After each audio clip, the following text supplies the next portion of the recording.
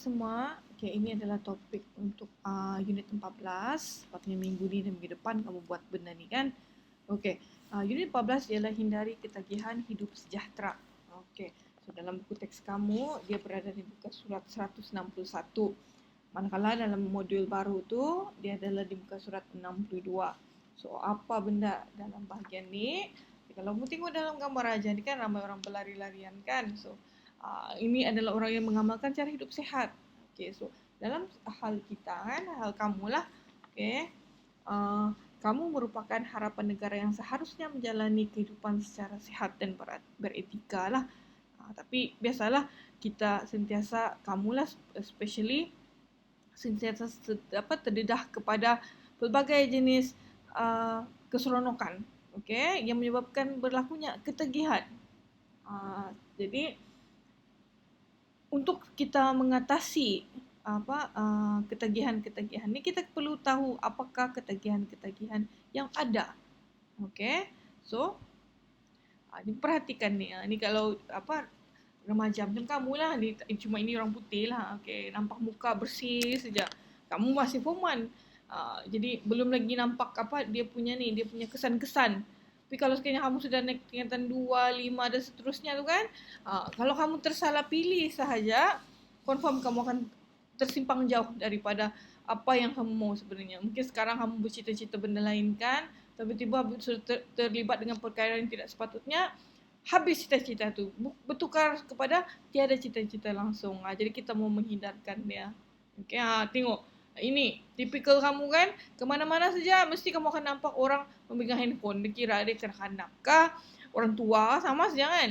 Jadi sebenarnya kalau kamu terlalu sentiasa dengan benda tu, kira 24 jam, itu pun boleh dipanggil sebagai ketagihan.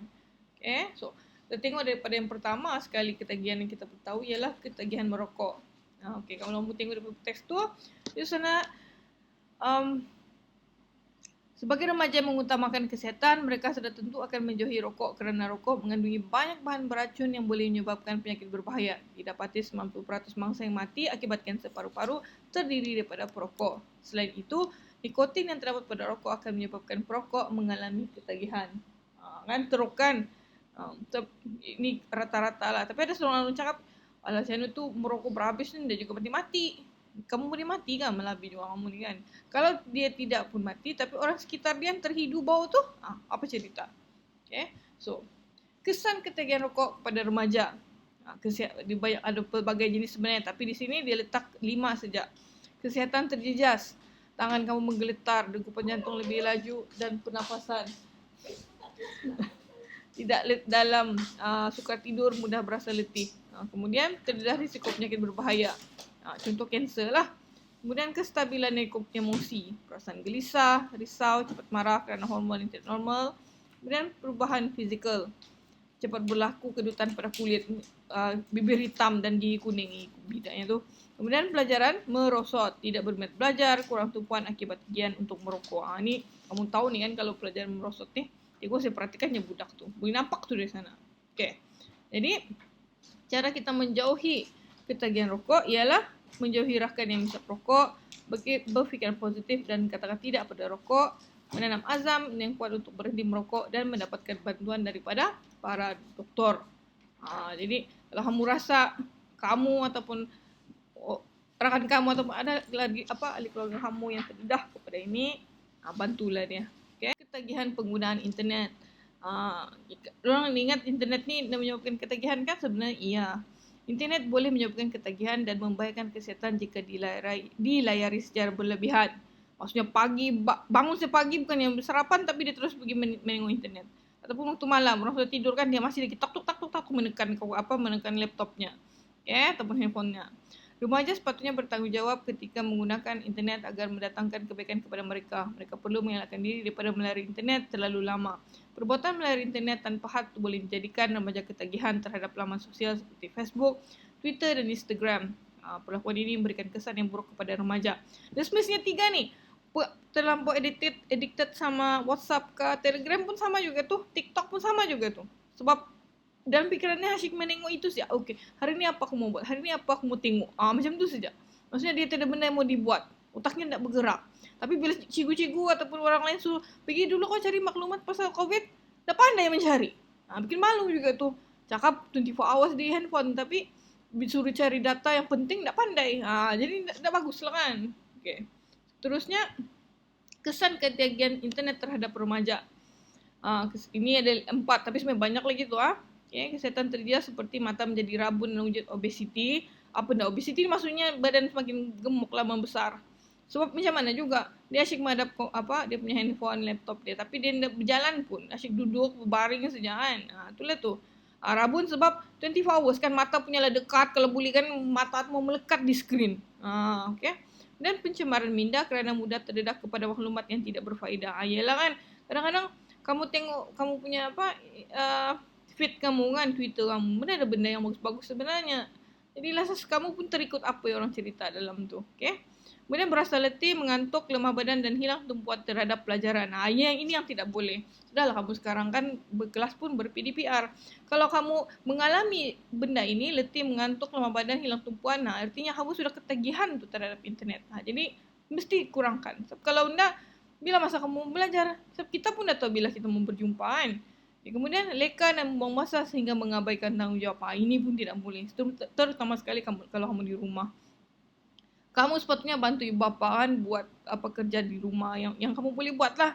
Tapi kalau asyik balik-balik guna handphone sampai beliau panggil pun, Bano, cuci angkat kain kah? Ataupun cuci kain kah? Nanti balik-balik nanti karang. Rasa tidak dibuat. Apa guna kamu? Sedangkan handphone kamu tu, data kamu tu siapa yang bagi je? Orang tua kamu juga. Penjaga kamu juga. Tapi kamu langsung dah buat kerja untuk orang. Lebih juga tu kan? Okay. Jadi, cara untuk menangani ketagihan internet. Caranya, ada berbagai cara juga, tapi yang diberi ada 4. Hadkan masa penggunaan internet supaya mencapai objektif dan matlamat yang dikehendaki. Kita masih boleh guna, tapi jangan lebih. Maksudnya dalam sehari kita ada 24 jam kan? Gunalah macam 8 jam macam tu saja kah, ataupun 6 jam ke saja macam tu. Okay? Mesti pandai berhenti. Kemudian tetapkan matlamat dan tujuan anda melalui internet. Kenapa perlu cek internet? Kalau PDPR, okey, memang perlu. Maksudnya dari jam 8 hingga jam 1 ber-PDPR saja. Tapi selebihnya boleh suka hati kamu lah. Bukannya matlamat aku hari ni internet ialah untuk melawan saya main game begini-begini. Tapi PDPR dah masuk. Okay, kemudian bagikan masa yang sewajarnya semasa melalui internet supaya seimbang. Ini lebih kurang macam yang warna biru tadi itulah. Okay, mesti seimbang. Belajar pun ada, masa main pun ada. Kemudian jadikan internet sebagai sumber pengetahuan untuk menjadi seorang manusia yang sempurna. Itulah tu cikgu sebut tadi. Selain daripada kamu bermain, berseronok di dalam internet, tapi kamu perlu cari juga ilmu. Macam contoh, kita mau mencari berkenaan dengan artis. Tapi pada masa yang sama, kamu carilah lagu tu maksud dia, okay, meaning dia. Macam kalau lagu bahasa Inggeris lah especially kan, kamu punya masalah untuk bahasa Inggeris kan. Masa itulah kamu mempraktikkan English kamu, memperbaiki lagi English kamu kan. Okay. Seterusnya ketagihan arak. Ini biasalah ni kadang-kadang kita pun dah boleh salah. So kadang-kadang kita punya environment di rumah ada orang minum arak juga kan. Kita nak mau pun tiba-tiba mau. Okay. Jadi macam susah sikit. Tapi sebenarnya kamu boleh. Yang penting kamu mesti yakin bahawa kamu boleh. Okay. Ni lah. Pengambilan minuman beralkohol sebenarnya tidak dilakukan oleh remaja. Hal ini dikatakan sedemikian kerana selain memabukkan, arak juga tergolong sebagai dadah. Tengok tu dadah. Okay, yang dapat memberikan kesan kepada sistem saraf dan otak. Kandungan bahan kimia dan arak bertindak balas dan memberikan kesan terhadap tubuh badan anda seperti ditunjukkan dalam raja di sebelah. Okay. Dia macam dadah. Gila, dadah weh. Kamu kena fikir betul-betul lah benda tu. Okay. So, kesan ketagihan arak terhadap remaja.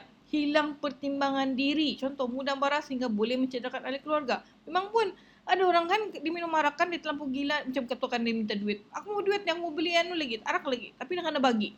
Dia pergi ambil parang, dan dia pergi parang satu keluarga. Kamu mau begitu? Nak mau kan? Kemudian kesihatan terjejas. Kamu boleh ada penyakit gastrik, hilang ingatan dan koma. Itulah sebab kalau kerap minum arak, dia akan mengganggu kamu punya sistem perut. So kadang-kadang kamu boleh koma sebab terlebih kan, overdose. Kemudian masa depan terjejas. Kamu mungkin didenda atau dibuang sekolah. Yelah kalau kedapatan, confirm lah. Okay? Kemudian hilang harga diri. Tidak disukai kawan. Siapa mau suka kamu? kalau kamu berdepan dengan orang yang warak pun kamu macam nemo macam tu kan. So kita nemo begitu. Okay. So cara kita atasi, mendapatkan sokongan sosial. Kalau kamu rasa diri kamu punya masalah kan, terus cari orang yang lebih dewasa, guru kah, family member kamu yang tidak minum arak lah, minta tolong. Okay. Macam mana ni? Aku mau kasih berhenti tapi tak tahu. Macam tu. Dan melakukan aktiviti menenangkan diri. Kalau sekiranya kamu stres kan, jangan minum arak. Ataupun jangan merokok. Ataupun jangan berinternet. Tapi carilah aktiviti. Berbasikal kah, berlari anak kah, jogging-jogging sekitar kampung, sekitar rumah atau sekitar kampung kah, buat hobi baru kah, macam bertanam kah, macam tu. Okay. Kemudian mengawal nafsu diri. Ini semua orang kena. Dia kira lah dia baik, budak baik kah, budak jahat kah. Dia mesti pandai kawal nafsu diri dia. Sebab biasalah remaja kan, kamu mau merasa semua benda. Okay, kamu takut kamu apa? Fear of missing out. FOMO, FOMO. Ataupun YOLO, you only live once, konon. Jadi kamu mau merasa semua benda. Memanglah, tapi kamu kena tengok apa yang adakah benda itu benda bagus ataupun buruk. Okay, kemudian sekali berpegang teguh kepada agama. Ini yang paling penting. Okay. So, kamu tengok soalan kamu yang kamu jawab di sana. Okay, ini dalam buku modul ya. Yang soalan yang pertama tu, nyatakan jenis ketagihan. Jadi kamu letaklah di mana yang paling sesuai di sana. Kamu pilih sendiri. Okay, paling senang ni soalan ni. Okay, kemudian isikan tempat kosong. Isikan tempat kosong dengan apa yang sesuai. Okay. Dia ada 1, 2, 3, 4. Ada 4 kan. Jadi kalau merokok, ada tadi saya sebutkan dalam sebelumnya pun boleh dalam buku teks kamu. Okay, kemudian internet. Apa yang akan terjejas kalau sekiranya kamu guna terlampau banyak internet? Mata menjadi rabun dan apa? Tulis di sini. Okay. Kemudian berasa letih, mengantuk, lemah badan dan apa? Tulis di sini. Okay, dan seterusnya. Kemudian yang ini cara mengatasi ketagihan. Ini pun kan sama juga, boleh tengok buku teks kamu apa mau letak di sini. Cara mengatasi banyak tu tadi kan, tapi dia minta berapa nih? 2 saja. Step 1 ni 2 saja. Jadi letak 2 saja. Okay. Seterusnya, berdasarkan situasi berikut, jelaskan tindakan yang harus dilakukan untuk menghindarkan diri daripada terlibat dalam ketagihan yang membawa mudarat.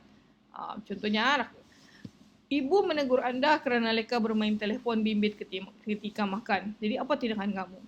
Ada kamu akan cakap, nanti siapa? Macam tu. Atau mama ni kan, tu pun mau tegur, mana boleh kan? Jadi apa seperti tindakan kamu? Contohnya mungkin kamu cakap, meminta maaf kepada ibu, kemudian terus membantu ibu apa perlu buat, ataupun berjanji kepada diri kamu untuk membahagikan masa menggunakan telefon. Ataupun kerana dia cakap ketika makan kan, so berhenti menggunakan telefon dan makan. Dan kemudian makanlah maksudnya. Okay? Jadi sila isi ya, mengikut pendapat kamu. Kemudian, anda dikehendaki membentuk. Ini kerana diminta bentuk kumpulan dan berpasangan. Dah apalah sebab kita bukan bersemuka, tapi kamu buat untuk diri kamu saja. Maksudnya, walaupun tugasan itu kumpulan, tapi kamu buat secara individu lah. Okay? Prakash mula terlibat dengan ketagihan rokok dan arak setelah terpengaruh dengan rakan baiknya. Namun semenjak dia mula berkawan dengan senior di sekolahnya, Prakash mula berjinak dengan pengambilan dadah. Susahnya orang ni. Okay, jadi apa yang dibuat oleh Prakash? Perlakuan yang memudaratkan. Ada 3 tu di sini. Jadi 1, dia ketagihan rokok. Kemudian dia ketagihan arak. Dan seterusnya dia mengambil dadah.